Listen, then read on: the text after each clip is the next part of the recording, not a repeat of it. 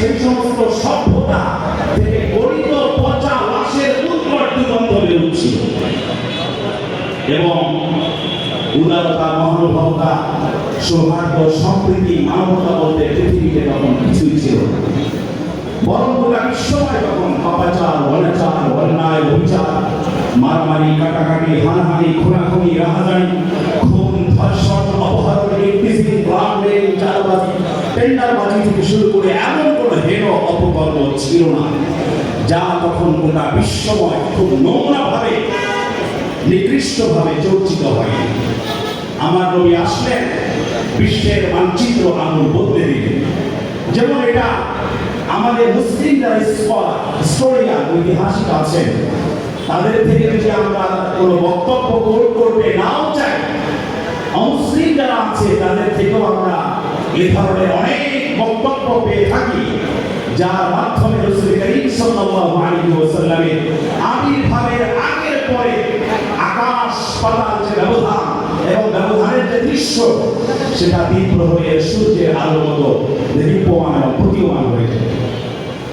A history of intellectual development of Europe গ্রন্থের লেখক John William Trevor আমার নবীর আগমন এবং আগমন পরবর্তী প্রভাব সম্পর্কে বলেন।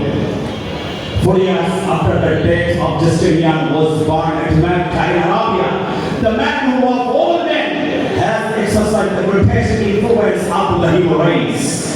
মানবতা মৃত্যু এমন একটা অবস্থায় চলে গিয়েছিল, জাস্টিনিয়ানের মৃত্যুর 4 বছর পর আরবের মরুমক্কায় জন্মলাভ করেছিলেন পৃথিবীর এমন এক মহামানব, যার আবির্ভাবের পরে এই পৃথিবীর মানচিত্র আঙুল বদলে গিয়েছিল এবং এই পৃথিবীর মানবতার উপরে যার প্রভাব ছিল সর্বাধিক।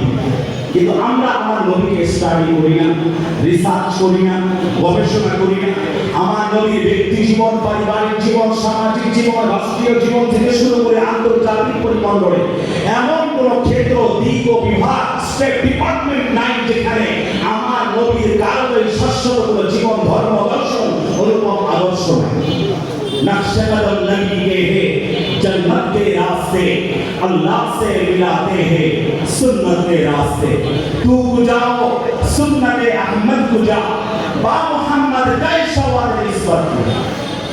রাসূল করিম সাল্লাল্লাহু আলাইহি ওয়াসাল্লাম সম্পর্কে আমি আরেকজন লেখক দার্শনিক লামার্কিনের কথা আমি আপনাদেরকে কোট করে শোনাই।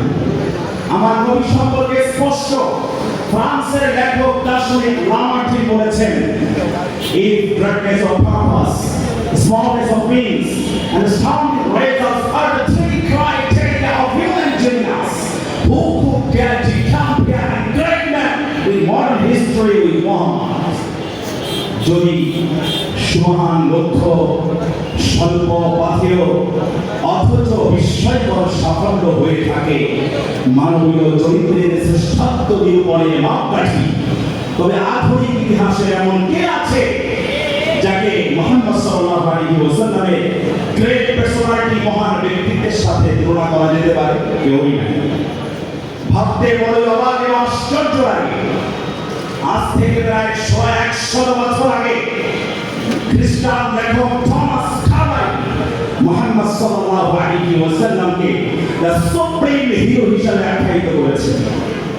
শুধু তাই নয়, 20 শতাব্দীর শেষ দিকে এসে another American Christian writer Michael Hart the 100 নামক গ্রন্থ রচনা করেছেন, যেখানে তিনি পৃথিবীর সর্বশ্রেষ্ঠ, সর্বাধিক প্রভাবশালী 100 মহামনীষীর জীবন আলেখ্য রচনা করে সেখানে মুহাম্মদ সাল্লাল্লাহু আলাইহি ওয়াসাল্লামকে সবার উপরে স্থান দিতে বাধ্য হয়েছে।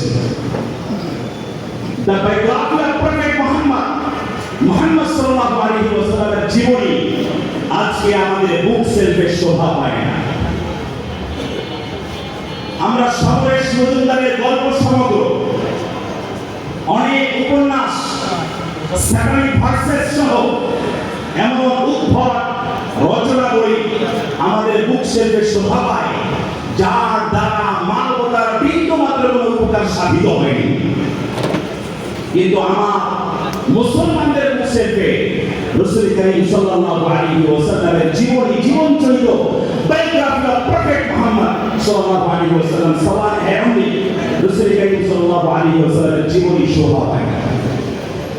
এইজন্য হুজুর আসার আগ পর্যন্ত সর্বশেষ যে মেসেজ এবং বার্তাটা আমি দিতে চাই, রাসূল করিম সাল্লাল্লাহু আলাইহি ওয়াসাল্লামের আদর্শে পূর্ণাঙ্গ ফলোয়ার হওয়া ছাড়া এই পৃথিবীতে বর্তমানে যেমন আমরা সর্বত্র মার খাচ্ছি, লাঞ্ছিত, বঞ্চিত, নির্যাতিত, নিপীড়িত, উপেক্ষিত, চরমভাবে অবহেলিত, হ্যারাস, অপ্রেস হচ্ছি, একমাত্র কোরআন সুন্নাহ এবং রাসূল করিম সাল্লাল্লাহু আলাইহি ওয়াসাল্লামের কার্যকরী অনুপম আদর্শ থেকে যোজন যোজন দূরে সরে যাওয়া লাগে। সব ঢুকছে তো এই জন্য।